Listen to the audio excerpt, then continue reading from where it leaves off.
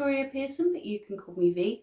I have been a practicing witch for over 25 years now, and every week I share a little step in my journey towards personal growth or a little witchy thing, and today is going to be a little witchy thing.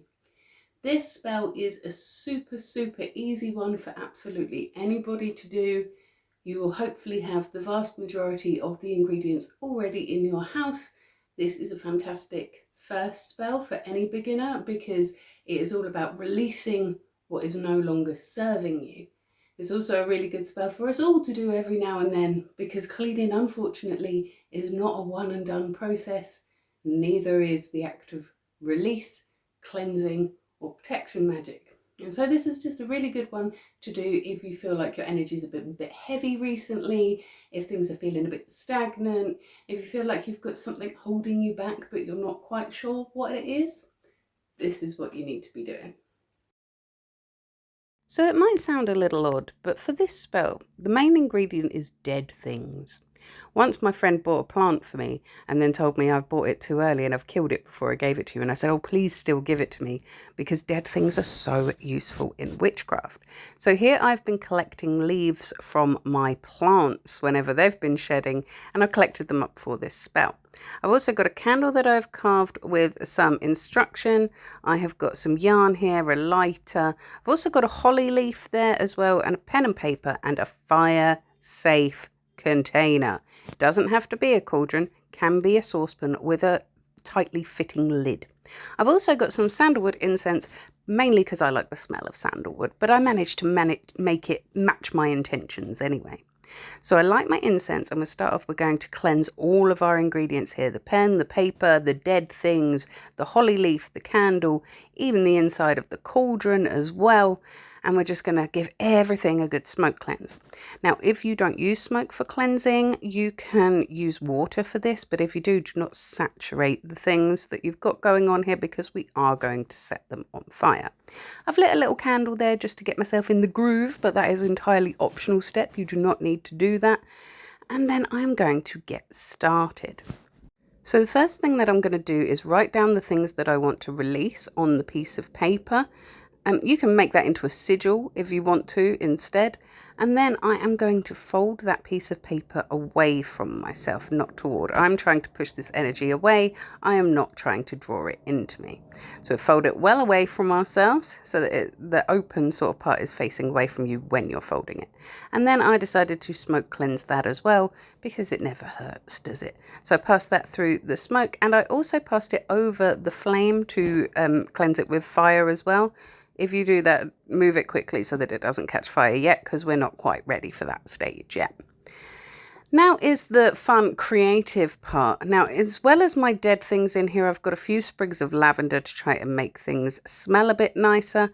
I also ended up adding into this spell some shed hair from my hairbrush to represent things that have fallen away and are no longer serving me.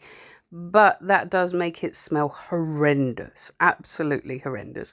And so if you do it that way, you might want to be a bit more sparing than I was with it.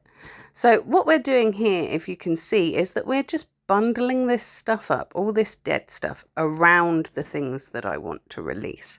I'm trying to tell the universe here that the things that I've written on this paper are dead and crispy and done. It is time for them to transmute into something else, like all dead things do. And when we die, we don't just finish, we become something else. By a process of decomposition, we become new life. And so what I'm trying to do here is take all those things that I'm wanting to release and get them to transmute into a different state.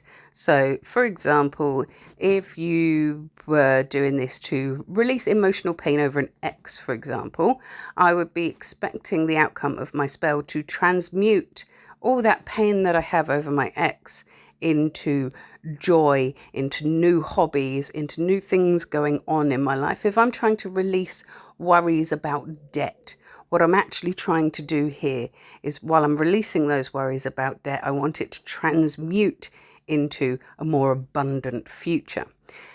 When you are wrapping your things into a bundle, which is going to look kind of like one of those little herb bundles that you get for smoke cleansing, they're often sold as smudging bundles.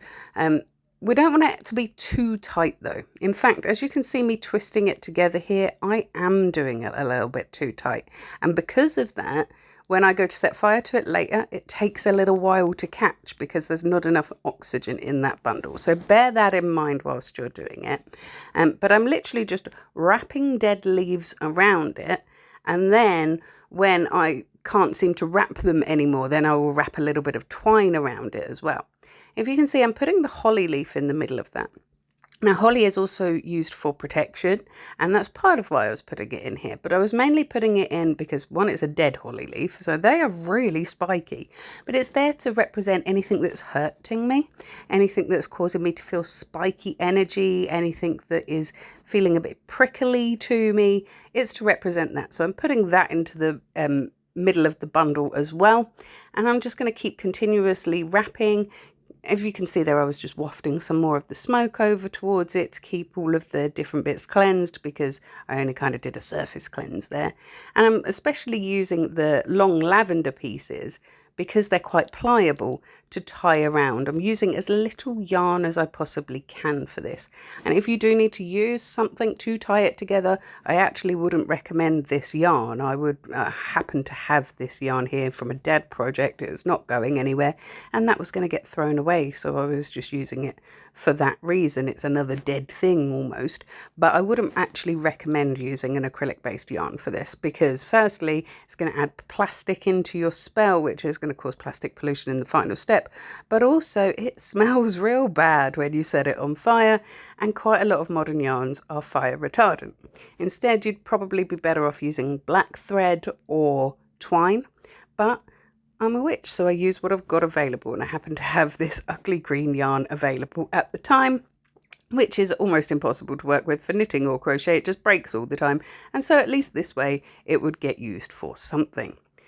Part of the art of witchcraft actually is about using what you have handy to you. And once you know the building blocks of your spells, you are then able to use absolutely anything around you to make magic without worrying whether somebody's done it before, without having to follow a tutorial. Once you know the whys of your magic, you are able to just kind of make it up as you go along, and it will still work because you know what the different ingredients are doing and what they are for.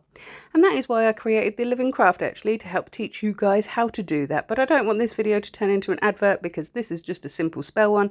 If you are interested in learning the whys behind magic and the steps towards building a practical practice that works for you, I will stick the link in the description for you to find the waiting list for the Living Craft. And yeah, do sign up. It doesn't commit you to anything. Right, once we have got pretty much all of our dead things into a bundle that is fairly solid, we are about ready for the next stage. As you can see here, I've got a little bit of like bits of stuff, but that doesn't matter. I take my final piece of yarn, I'm going to wrap it all around all of this and just try and stick as much of that dead stuff into it as I possibly can. Now, once you've done that step, and I absolutely can't stress this enough, for God's sake, go outside to do the rest of it, because we are about to create a lot of smoke here, a lot of flames here, and I want you to be safe. I want you to be in a ventilated area, and I don't want you to burn your house down. I am lucky enough to have a sort of outside-inside space on my house. I've got a sort of covered over porch behind my back garden, and so I managed to do this in a place that felt liminal to me. I often do my magic in that little doorway space because it's neither outside nor inside, and it just feels like a liminal space. But you can do it all the way outside, and that is absolutely fine. In fact, that is probably actually preferable because it will be safer. But in addition to the things that I already told you you will need for this spell, you will also have to take outside with you a big bowl of water. And you will note that I didn't tell you to put any oils whatsoever in this spell. But if for some reason you have decided to, maybe you had a nice smelling oil that was marketed as release oil or something like that, if you've put oil on it, take a big tub of salt outside with you instead.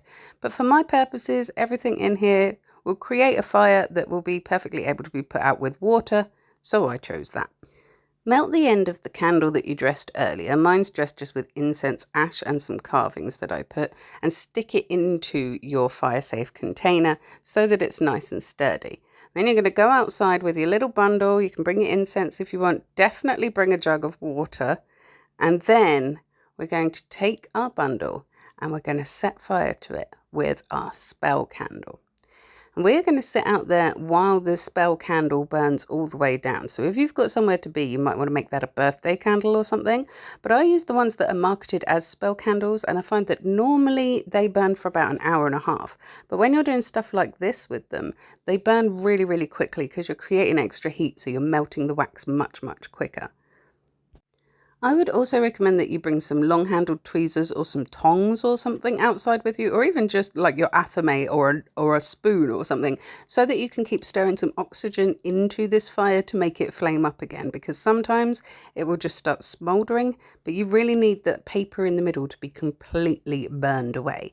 So very carefully, and protecting your sleeves and your hair and all that sort of stuff from the fire, just agitate the fire to add more oxygen into it, and that will cause it to flame up again. Eventually you will find that everything has burned away, but you still have these smouldery ashes. So at that point we're going to just pop the lid on and we're going to let it cool down 100%.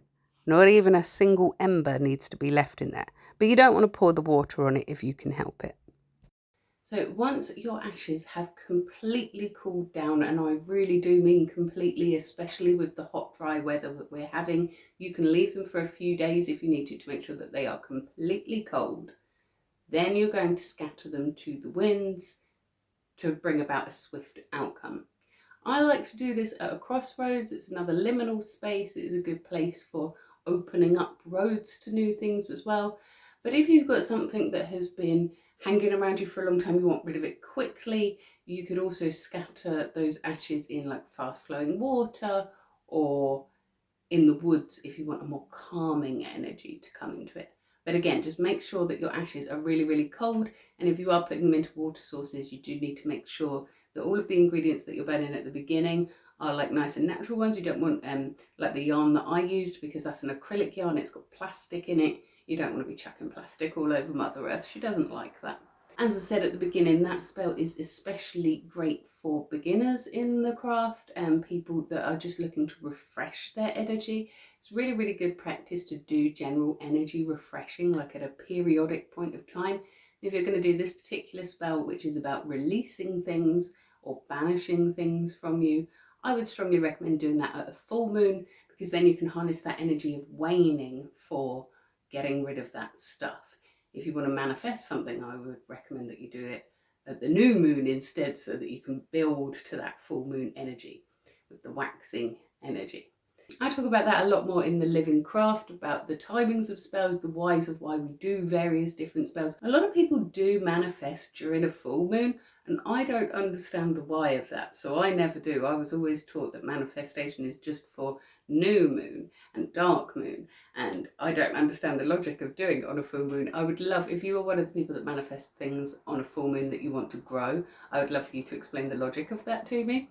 But that is part of why I created the Living Craft course as well, is so that people who are new to the craft or a little bit confused about these things can learn the why of why we do things, and then you can make better choices for your own practice. You can build a sense of practice that feels like yours, so that you're not constantly asking yourself, am I doing this right? So if you need something like that, victoriapearson.co.uk is where you can sign up to the waitlist, and that is for a 13-week course that will teach you all the structure of how to build your own spells and build your own practice, and a practice that works and fits into your life. That is what I'm aiming to build there. So join me on Monday for my next vlog. I am not entirely sure what order I'm posting these in, so I am not sure if it's going to be a tour of my new office that I'm sitting in now, or if I will have shown you that last week. If I showed you it last week, we're going to be doing something different, but I don't know what yet. What's new there? Either way, I will be here Monday morning, 6 AM UK time, talking about something, and if you can't wait until then to see me again, I will also be here every single morning in your shorts, doing a great big deep breath, letting you know what I am grateful for. So when we do that daily gratitude practice, it really does open up all of our manifestations. It opens us up to joy. It makes our brains notice the things that we are grateful for. And that is really, really good for us. And so I do it just to keep myself accountable to doing it every day. I post it on YouTube, but I really love when you guys join in, because it's good for you, and seeing all your little tiny joys really does make me happy. So like and subscribe, or don't. I'm not your mum, but either way, you have yourself a magical week.